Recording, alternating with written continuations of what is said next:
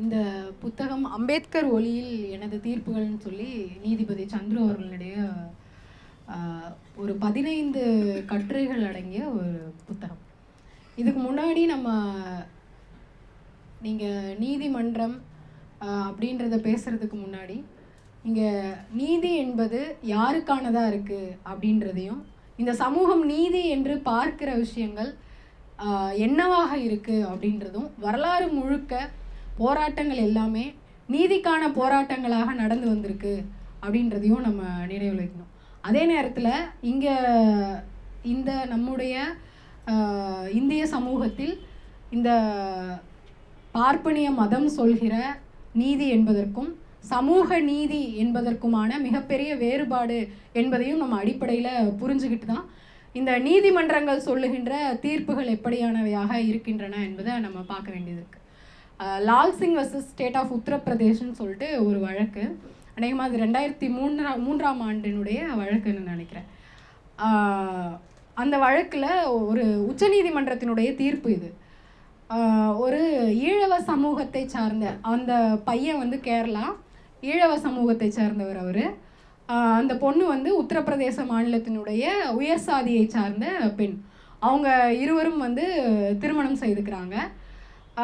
அந்த திருமணம் வீட்டினால நிச்சயமாக மறுக்கப்பட்ட ஒரு திருமணம் தான்.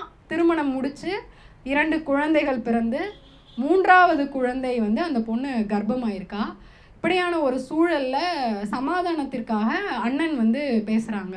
நம்ம சமாதானமாக போயிடலாம், நீங்கள் வாங்க அப்படின்னு சொல்லிட்டு நான் உங்களை கூப்பிட்றதுக்காக வீட்டுக்கு வரேன் அப்படின்னு சொல்லி வீட்டுக்கு வராங்க. அப்போது அப்படி வீட்டுக்கு வர்ற நேரத்தில் அந்த பொண்ணை தவிர அந்த பொண்ணோட மாமனார், அதாவது அந்த பையனுடைய அப்பா, குழந்தைகள், அந்த கணவர் எல்லாரும் இருக்காங்க. 4 பேரையும் அந்த சகோதரனும் அவனோடு வந்த ஆட்களும் வெட்டி கொலை செய்கிறாங்க. அந்த பெண் மார்க்கெட்லேருந்து வரும்பொழுது இந்த செய்தி கேள்விப்படுறா. அவளோட ஒரு குழந்தை, அவள் வயிற்றில் இருக்கிற இன்னொரு குழந்தை, இப்படி 2 இவங்க தான் இருக்காங்க மொத்தமாகவே. இந்த வழக்கு அங்கே உத்தரப்பிரதேசத்தினுடைய உயர்நீதிமன்றத்துக்கு வருது. அங்கே உயர்நீதிமன்றத்தில் என்ன சொல்லிடுறாங்க அப்படின்னு சொன்னால், கன்விக்ஷன் ஆகுது. இது 4 பேரை கொலை செய்தது.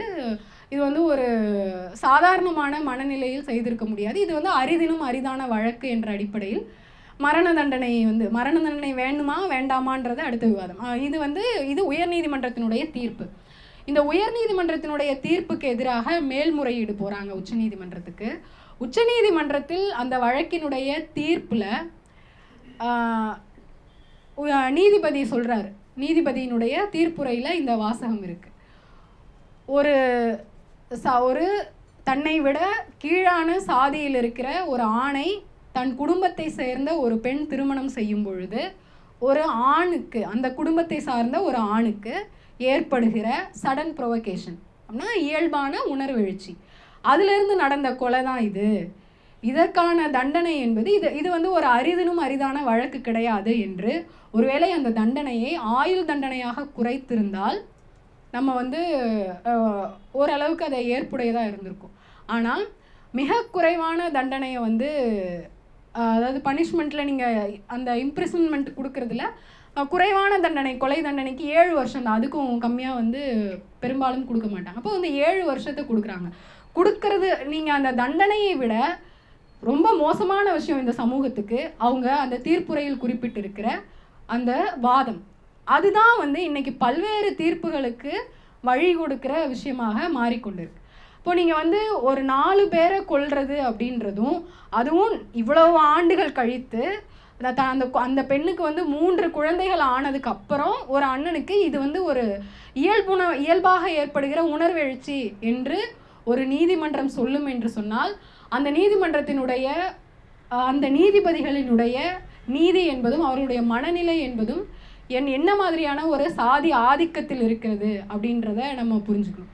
இப்படி ஏராளமான வழக்குகளை சொல்ல முடியும். 44 பேர் உலகமே அதிர்ந்து போகிற மாதிரி குடிசையில் வச்சு கொளுத்தின ஒருத்தனை பண்ணையாரெல்லாம் தப்பு பண்ண மாட்டான் அப்படின்னு சொல்லி வெளியே விட்ட நீதிமன்றங்கள் தான் இந்த நீதிமன்றங்கள். அப்படி இருக்கிறவர்கள் தான் நீதிபதிகளாக அங்கே உட்கார்ந்துட்டு இருக்காங்க அப்படின்றதையும் நம்ம மனசில் வச்சுக்கணும். அதே போல தான் சமீபத்தில் இந்த பாபர் மசூதி இடிப்பு வழக்கில் வந்திருக்கிற ஒரு முட்டாள்தனமான, ஒரு கையாலாகாத அல்லது சூழ்ச்சியான ஒரு ஸ்டேட்மெண்ட் நீதிபதிகள் கொடுத்துருக்கிற ஒரு விஷயம். இப்போது இப்படியான தீர்ப்புகளும் இப்படியான நீதிபதிகளுடைய கருத்துகளும் வெளியே வந்துட்டு இருக்கிற ஒரு சூழலில் தான் நீதிபதி சந்துரு அவர்கள் போன்றவர்களுடைய தீர்ப்புகளை பற்றி நாம் பேச வேண்டியதனுடைய தேவையும் அவசியமும் இருக்குது அப்படின்னு நான் நினைக்கிறேன். ஏன்னு சொன்னால் இந்த சமூகத்தில், இந்திய சமூகத்தில் சாதி என்கின்ற அமைப்பை கடந்து அதனுடைய பாதிப்பு, அதனுடைய தாக்குதல் இல்லாமல் எதுவுமே இல்லை. நீங்கள் கக்கூஸ்லேருந்து நீதிமன்றம் வரைக்கும் எல்லா இடத்திலும் சாதி நீக்கமர நிறைந்து எல்லோரையும் வதைக்கிற ஒரு விஷயமாகத்தான் இருக்குது அப்படின்றத பார்க்கலாம். நான் ஒவ்வொரு முறை நீதிமன்றத்துக்குள்ளே போகும்பொழுதும் நினைக்கிறது, அநேகமாக இந்த சமூகத்தில் நம்ம ஓரளவுக்கு முதலாளித்துவ சமூகமாக நாம் மாறி இருந்தாலும் கூட இன்னமும் அந்த ஃபியூடல் சிஸ்டம், நிலப்பிரபுத்துவத்தினுடைய தாக்குதல் அதனுடைய ஆதிக்கம் கொஞ்சமும் குறையாமல் இருக்கிற இடங்களாக நீதிமன்றங்கள் தான் இருக்குது. நீங்கள் மயிலாடுன்னு சொல்கிறதுனால மட்டுமே அது கிடையாது. அதை தாண்டி நீங்கள் இன்னைக்கு நீதி என்பது, உங்கள் பக்கம் இருக்கிற நியாயம் என்பது நீதிமன்றங்களில் உரிமையாக கேட்கவே முடியாது என்கின்ற ஒரு சூழல் இருக்குது. நீங்கள் உங்களுக்கு ரைட் இருக்குன்னா கூட you cannot claim your right as your right. நீங்கள் நீதி, ஜஸ்டிஸ் என்பதை நீங்கள் ரைட்டாக கிளைம் பண்ணிங்கன்னா அங்கே நீதி கிடைக்காது என்பதாகத்தான் இருக்குது. நீங்கள் பெக் பண்ணணும். நீங்கள் முதுகை வளைத்து குனிந்து நீங்கள் அந்த நீதிக்காக பேசுனீங்க அப்படின்னு சொன்னால் மட்டும்தான், நீங்கள் பிச்சை கேட்டால் மட்டும்தான் நீதி போடப்படும் என்கின்ற ஒரு அவலம்தான் இன்றைக்கி நீதிமன்றத்தில் இருக்குது. ஆனால் வேறு வழியே இல்லாமல் நம்முடைய ரொம்ப மோசமான இந்த அரசியல் சூழலில் அரசியல்வாதிகள் எல்லாம் கைவிட்ட பிறகு, ஆட்சியாளர்கள் மிக கொடூரமானவர்களாக இருக்கிற பொழுது நாம் நாடுகிற இடமாக நீதிமன்றங்கள் தான் இருக்குது. ஆனால் இப்போவும் நம்ம தமிழ்நாட்டினுடைய நீதிமன்றத்தில் மிக குறைவான ஆட்கள் தான் தலித் நீதிபதிகள். அநேகமாக ஒருத்தர் தான் இருக்காருன்னு நான் இப்போ நினைக்கிறேன். ஒருத்தர் மட்டும்தான் இருக்கார். இப்போது இதுதான் இந்தியா முழுக்க இருக்கிற நிலைமை. ஏன்னா இங்கே அவ்வளவு பார்ப்பனிய சாதியினுடைய ஆதிக்கம் என்பது இருக்குது. இங்கே நீங்கள் ஒரு நீதிபதியை பரிந்துரை செய்வதற்கு பின்னால் அவ்வளவு சாதி ஆதிக்கத்தினுடைய வேலைகள் என்பது நடந்துகிட்டே இருக்குது. ஏன்னா இங்கே யாருக்கு நீதி கிடைக்க வேண்டும் என்பது தான். நீங்கள் யாருக்கு எதை கொடுக்கணுன்றதுலேருந்து தான் யாரை எங்கே உட்கார வைக்கணும் அப்படின்றத இந்த சாதிய சமூகம் என்பது சிந்திச்சு ரொம்ப தெளிவாக மிக தந்திரமான சூழ்ச்சிகளை நிறைவேற்றி கொண்டிருக்கிறது.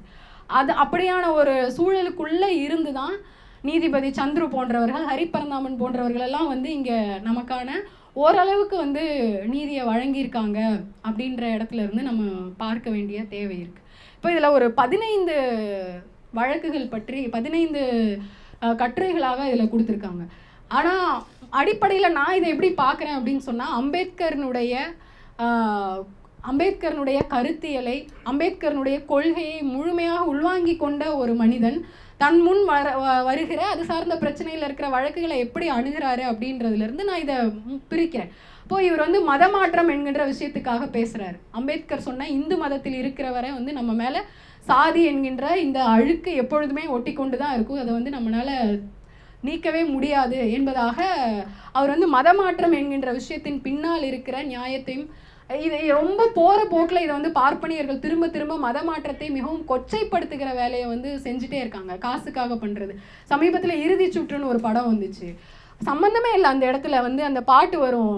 ஃபஸ்ட்டு அந்த பாட்டை பார்க்கும்போது டக்குன்னு அதை நம்மளால் புரிஞ்சுக்க முடியல அதில் இருக்கிற அவ்வளவு வன்மத்தை பார்ப்பனிய மனம் என்பது, பார்ப்பனிய மூளை என்பது கொண்டிருக்குன்றதை நம்ம பார்க்க வேண்டியது இருக்கு. நிச்சயமாக அந்த இடத்தில் பார்ப்பனிய சிந்தனை இல்லாத ஒரு மூளை அப்படி ஒரு சூழ்ச்சியான விஷயத்தை யோசிக்குமான்னு என்னால் நினச்சி கூட பார்க்க முடியல அந்த நேரத்தில். அந்த பாட்டு அவ்வளவு துள்ளலான ஒரு பாட்டு, ஒரு அப்பா மகன்னு சம்மந்தமே இல்லாமல் அந்த இடத்துல அவன் காசை கொண்டு கொடுத்த உடனே இனிமேல் நான் சாமுவேல் அப்படின்னு சொல்லுவான். உடனே காசுக்காக மதம் மாறிட்டியாயான்னு அந்த வைஃப் கேட்பாங்க. அதெல்லாம் நம்ம கடந்து போயிட்டுருக்கோம். ஆனால் எவ்வளவு பெரிய நஞ்சை அவங்க அப்படியே போகிற போக்கில் விதைச்சிட்டு போகிற ஒரு இடமா இருக்குது.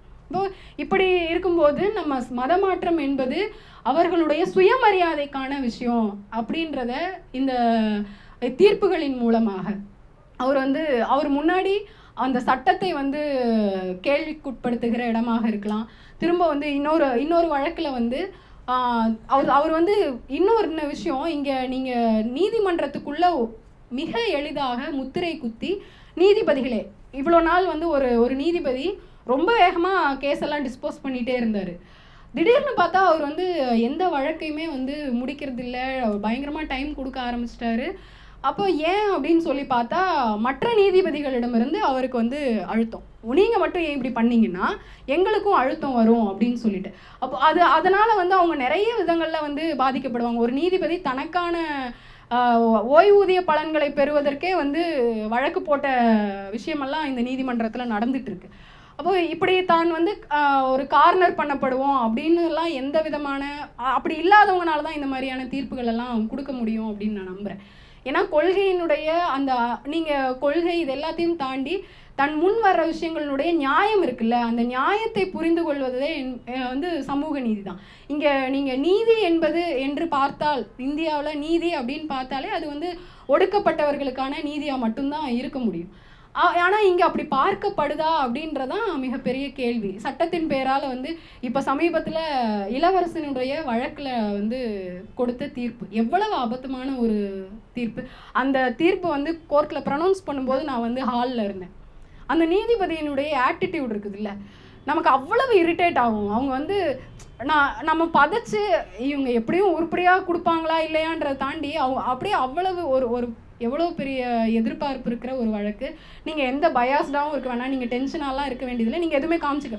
ஆனால் அப்படி ஒரு சிரிப்போட ரெண்டு பேரும் டிஸ்கஸ் பண்ணுறாங்க. இப்படி அந்த இதை பார்த்துட்டு படிச்சுட்டு அவ்வளவு சிரிப்போட அவர் சிரிச்சுட்டே, இப்போ இருக்கிற தலைமை நீதிபதி சிரிச்சுக்கிட்டே அந்த வழக்கினுடைய தீர்ப்பை சிபிசிஐடியினுடைய ரிப்போர்ட் படி இது தற்கொலை தான் அப்படின்றத இவ்வளவு பெரிய இவ்வளோ சின்ன வயசில் ஒரு பையன் இறந்துருக்கான்.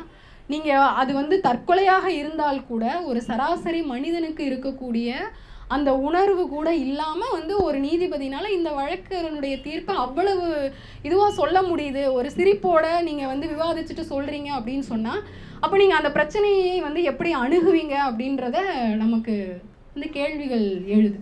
இப்போ இந்த சூழலில் தான் இவர் சாதி மறுப்பு திருமணங்களுக்கான வழக்குகளை அணுகிறார்.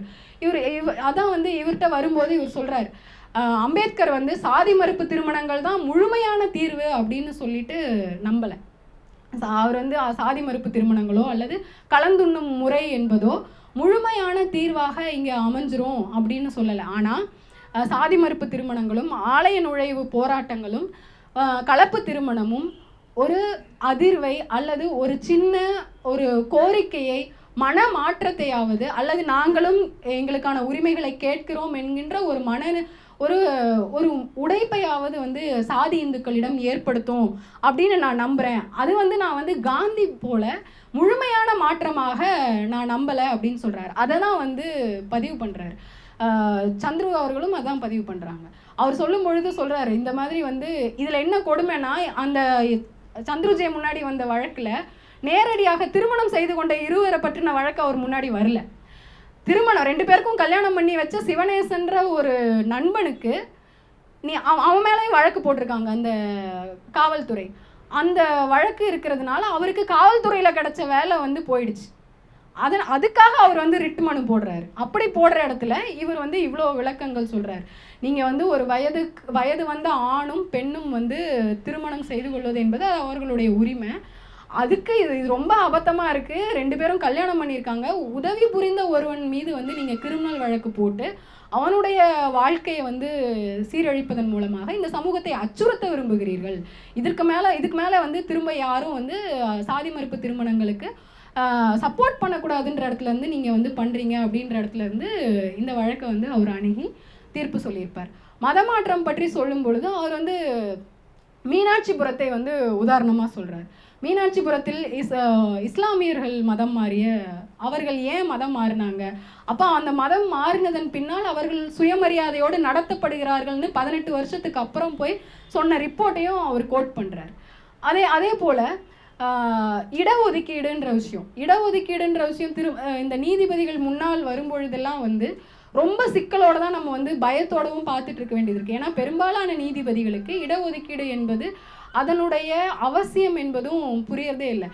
அம்பேத்கர் இடஒதுக்கீடு என்பதை தாண்டி பங்கீடு என்பது இங்கே வேணும் அப்படின்னு சொல்லியிருக்காரு. ஆனால் இங்கே இடஒதுக்கீடு என்பதற்காகவே நம்ம வந்து இன்னும் போராடி கொண்டிருக்க ஒரு சூழலில் தான் இருக்கும். இப்போ இடஒதுக்கீடு வழக்கு வரும்பொழுது நான் ஒவ்வொரு வழக்கையும் வந்து ஏதாவது ஒரு முக்கியத்துவம் வாய்ந்த வழக்குகள் அல்லது தலித் உரிமை சார்ந்த வழக்குகள் வரும்போது அது என்னுடைய அலுவலகத்தினுடைய வழக்காக இல்லைன்னா கூட போய் வாட்ச் பண்ணுவேன்.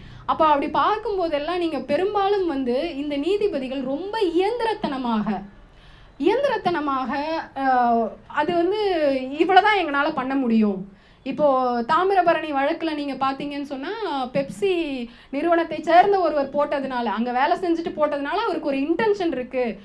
இது எவ்வளவு அபத்தமான ஒரு தீர்ப்பு. நீங்கள் வந்து உங்களுக்கு தெரியலையா, நீங்கள் கண்ணு முன்னாடி இருக்கிற அந்த கோப்புகளை வைத்து மட்டும்தான் வந்து நான் தீர்ப்பு சொல்லுவேன் அப்படின்னு நம்முடைய மூளைக்கும் அறிவுக்கும் அல்லது உண்மையிலேயே அறத்துக்கும் எதிரான ஒரு தீர்ப்புகளை வந்து சொல்வதற்கு அப்படி சொல்லும் பொழுது கூட அந்த கருத்துக்களை விவாதிப்பதற்கு அவர்களுக்கு எல்லா உரிமையும் இருக்குது. நீங்கள் கடைசியாக வந்து என்கிட்ட வந்து முழுமையான ஆதாரத்தோட ஆவணங்கள் வரவில்லை என்பதனால் இந்த மாதிரி தீர்ப்பு கொடுக்க வேண்டியது இருக்குன்னு கூட அவங்க பதிவு பண்ணல. அப்படி பதிவு பண்ணுறதுக்கு சட்டத்தில் இடம் இருக்குது. என்கிட்ட வந்து முன்னாடி சரியான ஆவணங்கள் வராத காரணத்தினால நான் வந்து, ஆனால் தேவையே இல்லாமல் அந்த வழக்கு போட்டவன் யார், அவனுக்கு என்ன இன்டென்ஷன் இருக்குது, அப்போ எவ்வளோ விஷமத்தனமாக யாருக்கு ஆதரவாக இவங்க செயல்படுறாங்கன்றத நிறைய கேஸில் அந்த மாதிரி நம்ம பார்க்க முடியும். அப்போது அப்படியான ஆட்கள் இருக்கிற இடத்துல உண்மையிலேயே சமூக நீதியை பின்பற்றுகிற ஒரு நீதிபதி இருந்தால் என்ன வந்து செய்ய முடியும் அப்படின்றத அந்த இடஒதுக்கீட்டு வழக்கில் வந்து நீதிபதி சந்துரு செஞ்சுருக்கார். ஒரு சமையல் பணி செய்கிற ஒரு அங்கன்வாடி ஊழியர்களுடைய வழக்கு அந்த வழக்கு. அந்த கேஸில் அந்த அம்மா வந்து 1 கிலோமீட்டருக்குள்ளே இருக்கிறவங்களுக்கு மட்டும்தான் வந்து அந்த வேலை கொடுக்க முடியும். ஏன்னா அந்த குழந்தைங்கள வந்து பார்த்துக்கிறதுக்கு அவங்க வந்து எப்பொழுதுமே அட்டன்டிவாக அந்த ஊருக்குள்ளே இருக்கிறதுக்கு வந்து 1 கிலோமீட்டருக்குள்ளே அப்படின்னு சொல்லிட்டு, இப்போது 1 கிலோமீட்டருக்குள்ளேன்னு பார்த்தா ஊருக்கும் காலனிக்கும் ஊருக்கும் சேரிக்குமான அல்லது பள்ளிக்கூடத்துக்கும் சேரிக்குமான அந்த தொலைவு என்பது இருக்குல்ல, அது இங்கே வந்து எவ்வளவு தொலைவு என்பதை இதை நான் சத்தியமாக சொல்லுவேன். ஒரு பார்ப்பனிய ஒரு நீதிபதி உட்கார்ந்துருந்தா அப்போ யோசிக்கவே மாட்டாங்க. அவ்வளோதான், 1 கிலோமீட்டருக்கு வெளியில் நீ இருந்தியா, கண்டிஷனுக்குள்ளே வரல, அதனால் வந்து உங்களுக்கு வேலை கிடையாது, முடிஞ்சு போச்சு அந்த கேஸ், அவ்வளோதான், டிஸ்போஸ் பண்ணிட்டு போயிட்டே இருப்பாங்க. ஆனால் சந்துரு யோசிக்கிறாரு, 1 கிலோமீட்டருக்குள்ளே வந்து இருந்தால் இப்போ இந்த இடஒதுக்கீடு என்பதே இங்கே அடிபட்டு போகும். ஏன்னா தலித்துகள் யாருமே இந்த வேலைக்கு வர முடியாது. ஏற்கனவே வந்து இதற்கு முன்னால் அவருக்கு முன்னாடி வந்த ஒரு வழக்கில் வந்து அந்த பள்ளிக்கூடம் வந்து யாதவ சமூகத்தை சேர்ந்தவர்களுடைய பள்ளிக்கூடம், ஒரு தலித் வந்து அந்த வேலைக்கு தேர்வாகிறாங்க. அப்படி தேர்வாகும் பொழுது நீங்கள் வந்து அவர் வந்து என்ன சொல்கிறாரு, என்னை விவாதிக்காமல் வந்து அங்கன்வாடியிலேருந்து நீங்கள் வந்து நியமித்ததுனால செல்லாதுன்னு சொல்லிட்டு சுப்ரீம் ஹைகோர்ட்டுக்கு வர்றாரு. அப்போது அப்படி, ஆனால் உண்மையான அவருடைய நோக்கம் ஒரு தலித் வந்து தன்னுடைய பள்ளிக்கூடத்தில் சாப்பாடு செய்து போடுபவர்களாக இருக்கக்கூடாது அப்படின்னு. இதையே தான் காந்தியும் சொல்லியிருக்கிறதா அம்பேத்கர் பதிவு பண்ணியிருக்காரு. வந்து பிராமணர்கள் வந்து யார் வேணாலும் பரிமாறுறவங்களா இருக்கலாம், ஆனால் சமைக்கிறவங்க வந்து பிராமணர்களாக தான் இருக்கணும். அதுக்காக தான் இப்போ பிராமின்ஸ் நிறைய பேர் வந்து சமையல் கான்ட்ராக்டர்களாக இருக்கிறதுக்கு பின்னால் இருக்கிற காரணமும் உளவியலும் சாதி திமிரும் அதுதான். அவங்க வந்து சமைத்து கொடுப்பவர்களாக அவர்கள் தான் இருக்கணுன்றது. அப்போ அதை அந்த இடத்துல குறிப்பிடுறாரு வந்து சந்துரு அவர்கள் வந்து அதை குறிப்பிட்டு, அப்போ இப்படியான ஒரு மனநிலையோடு தான் இந்த பள்ளியினுடைய தாளாளர் வந்து இந்த வழக்கை தொடுத்திருக்கிறார் என்பதை வெளிப்படையாக தீர்ப்புரையில் குறிப்பிடுறார். ஆகவே இதை வந்து என்னால் ஏற்க முடியாது. ஒரு அங்கன்வாடி அல்லது ஒரு அரசு வந்து தேர்வு செய்து ஒருவரை வந்து பணிக்கு நியமிக்கும் பொழுது அந்த பள்ளிக்கூடத்தினுடைய தாளாளரை வந்து விவாதிக்க வேண்டிய அல்லது கலந்து ஆலோசிக்க வேண்டிய எந்த அவசியமும் இல்லைன்னு சொல்லிட்டு அந்த வழக்கில் தீர்ப்பு கொடுக்குறாரு. அதே மாதிரி இந்த வழக்குலையும் 1 கிலோமீட்டருக்குள்ளே இருக்கிறவங்களுக்கு மட்டும்தான் வேலை கொடுக்கணும் அப்படின்னு சொன்னால் தலித்துகளுக்கு இந்த வேலை என்பதே கிடைக்காது என்று சொல்லி திரும்ப அந்த சட்டத்தினுடைய அந்த ரூலினுடைய ஸ்டாண்டர்ட் ஆர்டர்ஸ்ன்னு சொல்லுவாங்க, நிலை ஆணைகள்னு சொல்லிட்டு, அந்த ஆணையை வந்து இவங்க திருத்தம் செய்யணும் அப்படின்னு சொல்லி அதோட கூட 1 கிலோமீட்டர் என்பதை வந்து கடைசியாக மற்ற எல்லா தேர்வுக்கான தகுதிகளும் இருந்தும் இந்த 1 கிலோமீட்டர் டிஸ்டன்ஸுக்காக யாருக்காவது வேலை போனால் அந்த டிஸ்டன்ஸை வந்து நீங்கள் கன்சிடர் பண்ண வேண்டியது இல்லை அப்படின்னு சொல்லி ஒரு ஜட்ஜ்மெண்ட் கொடுக்குறாரு. அந்த ஜட்ஜ்மெண்ட்டின் பேரில் அதுக்கப்புறம் ஒரு ஜட்ஜ்மெண்ட்டை வச்சு 25,000 தலித்துகள் இந்த பணிக்கு வந்து வேலைக்கு வந்திருக்காங்க. 25,000 தலித்துகள். இது நீங்கள் வந்து யோசிச்சு பாருங்க. இந்த தீர்ப்புக்கு முன்னாடி தகுதியான எத்தனை தலித்துகள் வேலை வாய்ப்பு மறுக்கப்பட்டிருப்பார்கள், அதுக்கு முன்னாடி நடந்திருக்கும் அப்படின்றது. அப்போ அதுக்கு முன்னாடி இருந்த ஜட்ஜெல்லாம் என்ன பண்ணிட்டு இருந்தாங்க அப்படின்ற ஒரு கேள்வியும் நம்ம முன்வைக்க வேண்டியிருக்கு. இப்போ இதுதான் இந்த நீதிமன்ற அந்த அமைப்பு முறை என்பதே வந்து ஒரு பெரிய ஹயரார்க்கி இருக்கிற ஒரு ஆதிக்கம் இருக்கிற ஒரு அமைப்பு முறையாக தான் இருக்குது. இன்னொரு முக்கியமான வழக்கு நான் இங்கே சொல்லணும்னு நினைக்கிறேன். ஒரு வழக்கில் வந்து இப்போது மதம் மாறிய கிறிஸ்துவ மதத்துக்கு மாறிய தலித்துகளுக்கு வந்து இந்த சலுகை கிடைக்காது என்று ஒரு முதல் தீர்ப்பு வருது. அதை வந்து சட்ட திருத்தம் பண்ணி அட்டவணையில் அரசியலமைப்பு சட்ட திருத்தம் கொண்டு வந்து மதம் மாறிய கிறிஸ்தவர்களுக்கும் அந்த உரிமை உண்டு அப்படின்னு சொல்லிட்டு சட்ட திருத்தம் பண்ணியாச்சு. இப்போது சட்ட திருத்தம் பண்ணுறதுக்கு முன்னாடி வந்து ஒரு 1999 ஒரு 37 கிறிஸ்தவ குடும்பங்களுக்கு விழுப்புரம் மாவட்டத்துக்கு பக்கத்தில் இருக்கிற செஞ்சி என்கின்ற கிராமத்தில் ஒரு 37 பேருக்கு வந்து நிலம் கையகப்படுத்தல. 1978 அரிசனர்களுக்காக நிலங்களை கையகப்படுத்தி பிரித்து கொடுக்கணும் அப்படின்ற அந்த தமிழ்நாட்டினுடைய சட்டம், அது ஸ்டேட் ஆக்ட். அந்த ஆக்டின் அடிப்படையில் வந்து அந்த நிலத்தை வந்து கையகப்படுத்தும் பொழுது நில உடைமையாளர்கள் என்ன சொல்கிறாங்க, நீங்கள் வந்து கிறிஸ்தவர்களுக்காக இந்த நிலத்தை வந்து கையகப்படுத்துனீங்கன்னு சொன்னால் அது வந்து இந்த அரிசனங்களுக்காக நிலங்களை கையகப்படுத்துகிற சட்டத்தின் முன்னாடி வராதுன்னு சொல்லி 10 வருஷமாக போராடிட்டு இருக்காங்க கோர்ட்டில். 10 வருஷம் கழித்து வந்து ஜஸ்டிஸ் சந்துரு முன்னாடி இந்த வழக்கு வருது. உண்மையிலேயே இந்த வழக்கில் வந்து இந்த சட்டத்தை தாண்டி எதுவுமே பண்ண முடியாது. ஏன்னா நீங்கள் அவங்க கிறிஸ்டியன்ஸ்குள்ளே வந்துட்டாங்க, அவங்களுக்காக வந்து நீங்கள் நிலத்தை கையகப்படுத்த முடியாது, அது அரிசனுக்குள்ளே வரல அப்படின்னு சொல்லிட்டு. அப்போது இவர் என்ன பண்ணுறாரு, 1897 ஒரு சட்டம் இருக்குது. நீங்கள் பொது பயன்பாட்டிற்காக ஒரு நிலத்தை வந்து எடுத்தது பிறகு திரும்ப வந்து அந்த நிலத்தை வந்து கோரி நீங்கள் வாங்க முடியாது, நில உடைமையாளர்கள் கோரி வாங்க முடியாது. இவர் உடனே அதை ரத்து பண்ணுறாரு. நீங்கள் அந்த அரிசன் சட்டத்தின் கீழ் நிலத்தை வந்து எடுத்ததை ரத்து பண்ணி இந்த பொது பயன்பாட்டிற்காக நிலத்தை எடுத்ததாக நீங்கள் வந்து மாவட்ட ஆட்சியர் பதிவு பண்ணி அதே 37 குடும்பங்களுக்கு நிலத்தை கொடுங்கன்னு ஒரு ஜட்ஜ்மெண்ட் கொடுக்குறாரு. இப்போது இப்படி யோசிப்பதற்கு நில பங்கீடு என்கின்ற அம்பேத்கர் சொல்லி இருக்கிற உரிமை என்பது அவருக்கு வந்து அந்த இடத்துல ஒரு பெரிய வெளிச்சமாக இருந்து வழிகாட்டி இருக்கு அப்படின்னு நம்ம பார்க்க வேண்டியது இருக்கு. அதே போல் பெண்கள் பொதும்பு பள்ளியில் நடந்த விஷயம். பொதும்பு பள்ளியில் அந்த மாணவியை வந்து தொடர்ந்து மாணவிகளை வந்து பாலியல் சீண்டல் செய்து கொண்டிருந்த ஆசிரியர், அந்த தலைமை ஆசிரியரை வந்து இன்னமும் அந்த நேரத்தில் நாங்கள்லாம் 2011 இப்போ போராட்டம் நடத்தும் போது அந்த ஆளை டிஸ்மிஸ் பண்ணும் அப்படின்னு சொல்லி தான் போராட்டம் நடத்தணும். நடக்கல, அது ரொம்ப தொலைவான ஊருக்கு ஊர் மாறுதல் பண்ணாங்க. ஆனால் அந்த பெண் குழந்தைகளுக்கு வந்து உரிய நிவாரணம் என்பதும் அந்த வழக்கை வந்து விசாரித்ததும் என்பது சரியாக நடந்துச்சு அப்படின்றதான். அப்போ அதில் வந்து இவர் வந்து 1,20,000 ரூபாய் என்கின்ற உச்சபட்ச இதையும் வந்து பதிவு பண்ணுறாரு. உச்சபட்ச இழப்பீட்டு தொகை என்பதை வந்து கொடுத்துருக்காரு. இது மாதிரி அவர் நிறைய விஷயங்கள் செய்யறதுக்கு நீங்கள் மற்ற நீதிபதிகள் இந்த சிஸ்டத்துக்குள்ளே இருக்கிற இந்த சிஸ்டம் வந்து புறையோடி போயிருக்கிற சாதியால் என்ன கேட்டால் வந்து இந்திய சமூகத்தில் அதிகபட்சமாக சாதியத்தால் வந்து நாசமாகி இருக்கிற ஒரு துறையாக நீதித்துறை தான் இருக்குது. நான் அதான் சொன்னேன், இங்கே வந்து இன்னும் நிலப்பிரபுத்துவ முறையே இன்னும் ஒழியலை. நீங்கள் அதுக்கப்புறம் வந்து முதலாளித்துவத்துக்கு வந்து இவங்க என்னைக்கு வந்து இன்னும் உலகமயத்துக்கெலாம் இவங்களாம் வரவே இல்லை. இன்னமும் வந்து அங்கே லார்ட்ஷிப் தான் இருக்குது அங்கே.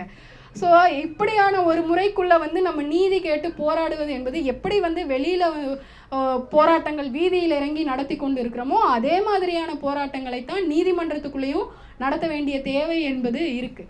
அதுலேயும் தலித் இஷ்யூ சார்ந்து வரும்பொழுது சில வழக்குகள்லாம் வரும்பொழுது விளம்பரத்துக்காக போடுகிற வழக்குகள் என்று நீதிபதிகள் தள்ளுபடி செய்கிற ஒரு நிலையும் இருக்குது. இவங்களுக்கு வந்து டிராஃபிக் ராமசாமி போடுற வழக்குகள் எல்லாம் வந்து கோப்புக்கு எடுக்கப்படும். அவங்க வந்து அதெல்லாம் வந்து அவங்களுக்கு விளம்பரத்துக்காக போடுகிற வழக்குகளாக தெரிவதில்லை. ஆனால் வந்து ஒரு தலித் அமைப்பு போடுற வழக்க இந்த கவுல் இருந்த வரைக்கும் அவ்வளவு நடந்துச்சு. உண்மையிலேயே வந்து சில நீதிபதிகள்லாம் இன்னமும் இருக்காங்க. நாளைக்கு போய் அவங்க முன்னாடி நிற்கணுமேன்னு பார்க்குறேன்.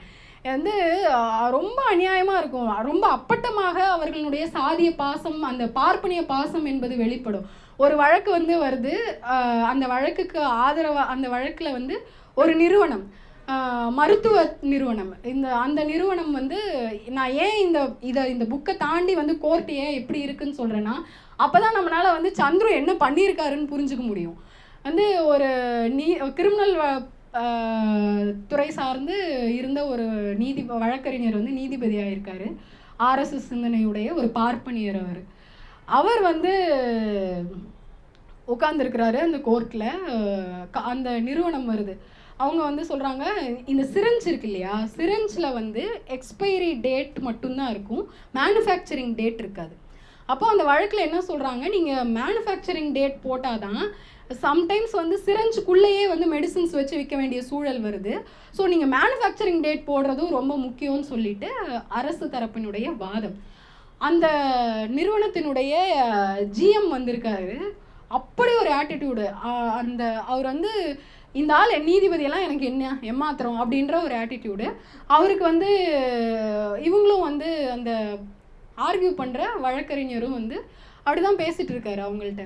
அப்போது அந்த நீதிபதி ரொம்ப வந்து நாம் பார்த்தோம்னா இவங்க அப்படி தான் இருப்பாங்க. இவங்களுடைய முகங்கள் எல்லாம் ரொம்ப வந்து சமூக அக்கறையோடு இருக்கிற மாதிரி அவர் சொல்கிறார். உங்களுடைய பிள்ளைகளும் அந்த மருந்தை போடுவாங்க, என்னுடைய பிள்ளைகளுக்கும் அந்த ஊசியை செலுத்த வேண்டிய சூழல் வரும் அப்படிலாம் சொல்லும்போது நான் பயங்கரமாக பரவாயில்லையே, இருந்தாலும் ஆர்எஸ்எஸ்ன்னு சொன்னாங்க, நல்லா தானே பேசுகிறாரு அப்படின்னு சொல்லிட்டு நான் உட்காந்து பார்த்துட்ருக்கேன்.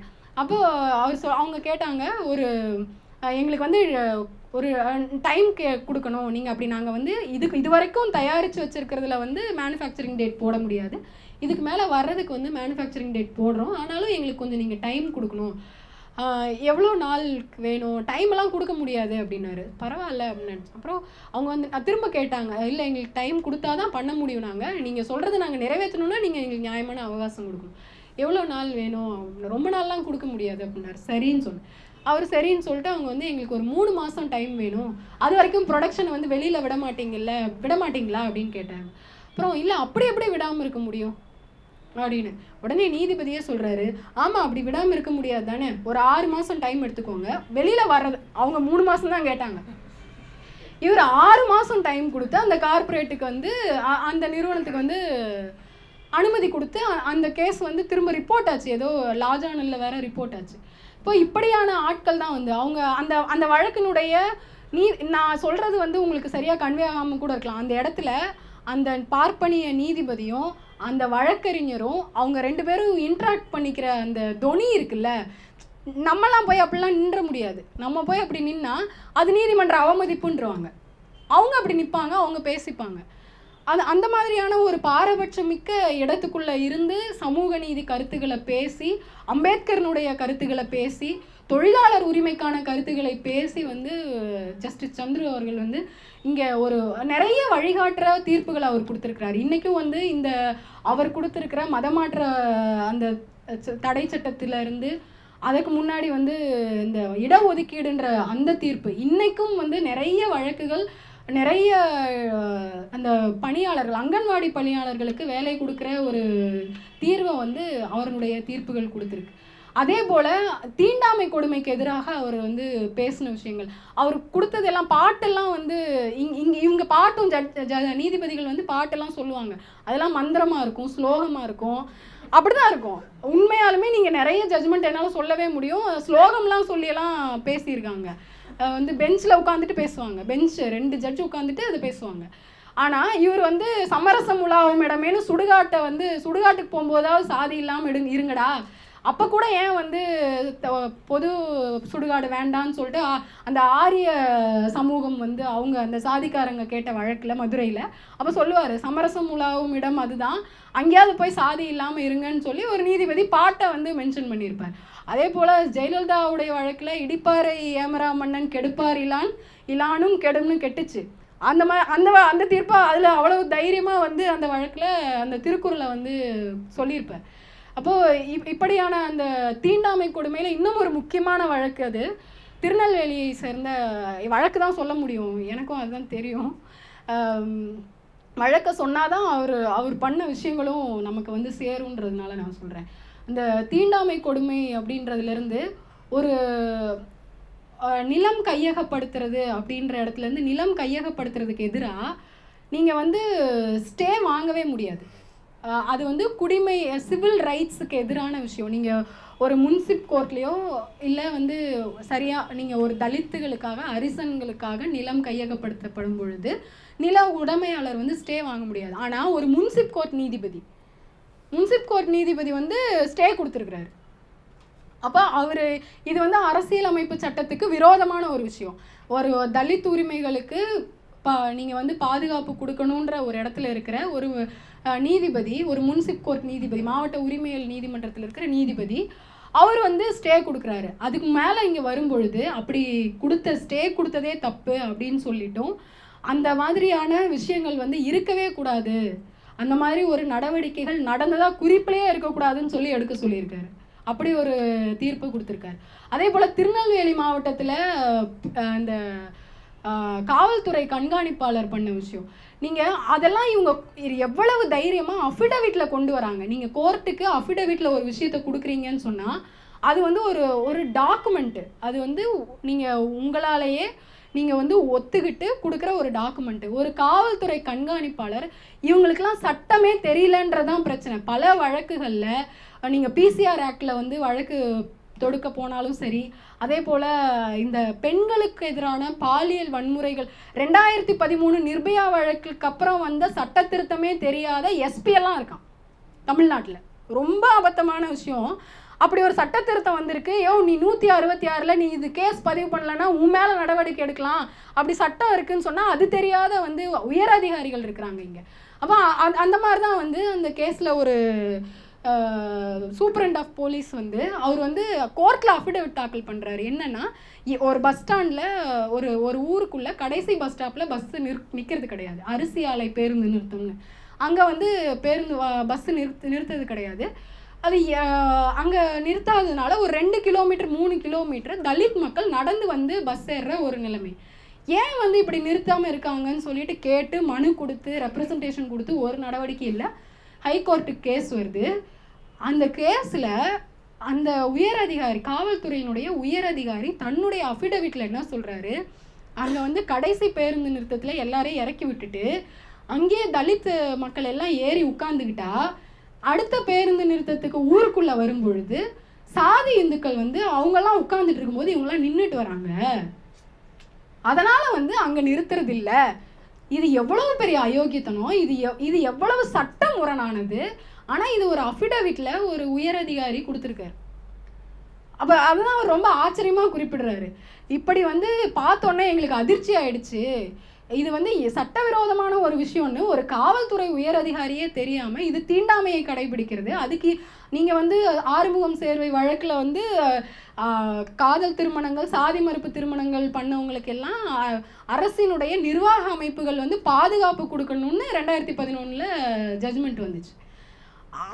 நீங்கள் அதையெல்லாம் எதுவுமே வந்து இல்லை, பாதுகாப்பு கொடுக்க வேண்டிய ஒரு அரசு துறையினுடைய உயர் அதிகாரிக்கே இது வந்து நம்ம பண்ணுறது ஒரு அஃபென்ஸுன்னு தெரியாமல் அதை வேற வந்து கோர்ட்டில் அஃபிடவிட்டாக தாக்கல் பண்ணி, அப்போ இங்கே எப்படி வந்து இவங்கள்ட்ட தான் போயிட்டு நம்ம தொட்டியப்பட்டியில் சாமியால் தோழர்கிட்ட பேசும்போது அவங்க கொஞ்சம் அந்த அதிகாரிகள் கொஞ்சம் வந்து புரிதல் இருக்கிற ஆட்களாக இருக்கிறதுனால உடனே வந்து நடவடிக்கை எடுக்கிறாங்க அப்படின்ற மாதிரி சொன்னாங்க. ஆனால் பெரும்பாலான இடங்களில் நந்தினியினுடைய வழக்குகள்லாம் ரொம்ப பெரிய அளவில் போராட்டம் நடத்தி தான் இவங்கள்ட்டெல்லாம் வந்து இவங்களெல்லாம் சமூக நீதி மட்டும் இல்லை, இவங்களுக்கு சட்டமும் தெரியாது, மனிதமும் தெரியாது, சமூக நீதியும் தெரியாது. ஏன்னா இவங்க எப்பொழுதுமே ஆளும் வர்க்கத்திலேருந்து அந்த கவர்னிங் கிளாஸ், ரொம்ப சரியான வார்த்தை அது, கவர்னிங் கிளாஸில் இருந்து அந்த வசதிகளை பழகி இவங்க எந்த விதமான எத்தனமும் இல்லாமல் ரொம்ப ஈஸியாக வந்து அதிகாரத்துக்கு வந்துட்டு இருக்கிறதுனால இவங்களுக்கு எதுவுமே தேவையில்லை, எந்த தகுதியுமே தேவையில்லை. இவங்க எல்லாம் கவர்னிங் கிளாஸில் ஒரு சாதி இந்துக்களாக பார்ப்பனியர்களாக இருப்பது என்பதே இங்கே வந்து ஒரு பெரிய தகுதி. அதனால இவங்க வேற எந்த தகுதியும் வளர்த்துக்கிறதுக்கு தயாராகவே இல்லை, அப்படியே தான் இருப்பாங்க. இவங்களுக்கு போய் நம்ம வந்து கற்பித்து இவர்களை நடவடிக்கை எடுக்க வைக்க வேண்டிய இடத்துல தான் வந்து நம்ம இருக்கோம் அப்படின்ற அளவில் அவங்களுக்கும் சொல்லி இந்த மாதிரி இருக்காதீங்க, இப்படி வந்து அரசாங்கம் வந்து உங்களுக்குலாம் வழிகாட்டி இருக்கு, இந்த நடவடிக்கை என்பது தவறு அப்படின்னு சொல்லி அந்த தீர்ப்பில் வந்து சொல்லியிருப்பார். இப்போது ஒவ்வொரு தீர்ப்புலையும் வந்து அப்படி அம்பேத்கர் சொன்ன இங்கே நீங்கள் ஒரு சமதர்ம அல்லது ஒரு பொது உடைமை சமூகத்தை வந்து கட்டமைக்கணும்னா கூட இந்தியாவில் சாதி ஒழிப்பு என்பதை வந்து சாத்தியப்படுத்தாமல் அதை பண்ண முடியாது அப்படின்றத பல இடங்களில் வந்து திரும்ப திரும்ப திரும்ப திரும்ப தன்னுடைய தீர்ப்புகளில் எவ்வளவு ஒரு நீதிபதி தன்னுடைய ஒரு நலன் சார்ந்து எதையுமே சிந்திக்காமல் சமூக நலன் சார்ந்து சமூக நீதி என்கின்ற கொள்கை சார்ந்து மட்டுமே இயங்குறவங்க எவ்வளவு நேர்மையாகவும் அந்த நீதி என்பது நீங்கள் இந்த வழக்கு இந்த கேஸெல்லாம் படித்தா இந்த 15 கேஸையும் படித்தா கோர்ட் ஏதோ வந்து ஒரு சமூக நீதிக்கான இடமாக மாறிடுச்சோ அப்படின்னு நமக்கு ஒரு நம்பிக்கை வருது. ஒரு நம்பிக்கை இப்போ இதற்கான சாத்தியங்கள் இருக்குது அப்படின்னு ஒரு நம்பிக்கை வருது. ஆனால் உண்மையிலேயே நடந்துட்டு இருக்கிறது இன்னொரு பக்கம் வேற மாதிரி இருக்கு. ஆனால் இது நமக்கான ஒரு நம்பிக்கையை கொடுக்கிற ஒரு வெளிச்சமாக இந்த புத்தகம் இருக்குது. இப்படியும் நம்ம வந்து நீதிபதிகள்கிட்ட கேட்டு பெற முடியும், இந்த மாதிரியும் சண்டை போட முடியும் அப்படின்னு நம்ம திரும்பவும் சண்டை போடுவதற்கான ஒரு மன வலிமையை தருகிற புத்தகமாக, அதை தத்துவார்த்தமாக செய்கிற ஒரு புத்தகமாக இந்த புக் இருக்குது. அவர் வெறுமனே சொல்ல, கக்கன் கூட போயிட்டு சகஜானந்தாட்ட போய் வந்து எங்கள் அப்பாவுக்கு பூசாரி வேலைக்கு ரெக்கமெண்டேஷன் கொடுன்னு எம்பியாக இருந்தபோது கேட்டிருக்கார். அதை இவர் பதிவு பண்ணியிருக்கார். அப்போ நீங்கள் அதிகாரத்தில் நீங்கள் கொண்டு போய் வச்சா கூட இந்த ஒட்டுமொத்த அமைப்பு சாதி அமைப்பு என்பது மாறாமல் வெறுமனே வந்து ஒரு பதவியை கொடுத்து அடையாளத்திற்காக நீங்கள் தலித்துகளை உட்கார வைக்கிற வரைக்கும் தலித்துகளினுடைய விடுதலை அல்லது சாதி ஒழிப்பு என்பது வந்து சாத்தியம் இல்லை என்ற விஷயத்தை வந்து இந்த புத்தகத்தில் மிக ஆழமாக நீதிபதி சந்துரு அவர்கள் பதிவு பண்ணியிருக்கார். இதெல்லாம் இந்த தீர்ப்புகள் எல்லாமே வந்து ஒரு முன்மாதிரியாக இன்றைக்கும் வந்து பலரால் பின்பற்றக்கூடிய தீர்ப்புகளாக இருக்குது. இன்னொரு முக்கியமான விஷயம், நீங்கள் இந்த மாதிரி சொல்லும் பொழுது சட்ட நுணுக்கங்களையும் ரொம்ப கவனத்தில் வச்சுக்கணும். இங்கே மேலே இருக்கவங்கெல்லாம் எப்படி வந்து இந்த தீர்ப்பெல்லாம் காலி பண்ணி ஓவர் ரூல் பண்ணி விடுறது அப்படின்றதுல ரொம்ப தெளிவாக இருப்பாங்க. அப்படி இருக்கும் பொழுது அவர் பெரும்பாலான தீர்ப்புகள், அவரோட நிறைய தீர்ப்புகள் வந்து அப்பீலுக்கு போயிருக்கு. ஆனால் அப்பீலுக்கு போன எந்த தீர்ப்புமே ஓவர் ரூல் ஆகலை. பெரும்பாலான மிக முக்கியமான தீர்ப்புகள் எதுவுமே ஓவர் ரூல் ஆகாத அளவுக்கு சட்டத்தினுடைய நுணுக்கங்களை தெரிந்து அதை வந்து எப்படி கார்பரேட்டுக்கு பயன்படுத்தலாம், எப்படி காசு சம்பாதிக்கலான்ற ஒரு சிந்தனை இருக்கிற இந்த சமூகத்தில் சட்ட நுணுக்கங்களை எப்படி சமூக நீதிக்காக வந்து நாம் பயன்படுத்த வேண்டும், முன்வைக்க வேண்டும் என்கின்ற அந்த கருத்தையும் அந்த பாடத்தையும் சொல்கின்ற ஒரு புத்தகமாக இந்த புத்தகம் இருக்குது. இது எல்லோரும் வாசிக்க வேண்டிய புத்தகம் என்றும் நான் பரிந்துரைக்கிறேன். அதே போல் இந்த வாய்ப்பு எனக்கு நான் வகுப்புக்கு வரேன் அப்படின்னு தான் பிரேமா ரேவதி தோழர்கிட்ட சொல்லியிருந்தேன். நீங்கள் அம்பேத்கர் வகுப்பு எடுத்தால் சொல்லுங்கள், நான் வரேன்னு சொல்லிட்டு. அப்படி இருக்கும்போது எனக்கு இந்த பேசுகிறதுக்கான வாய்ப்பு என்பதை கொடுத்ததுக்கு ரொம்ப நன்றி தெரிவிச்சுக்கிறேன். சமூக நீதி கூட்டணி தோழர்களுக்கு நன்றி. நாங்கள் தான் நன்றி.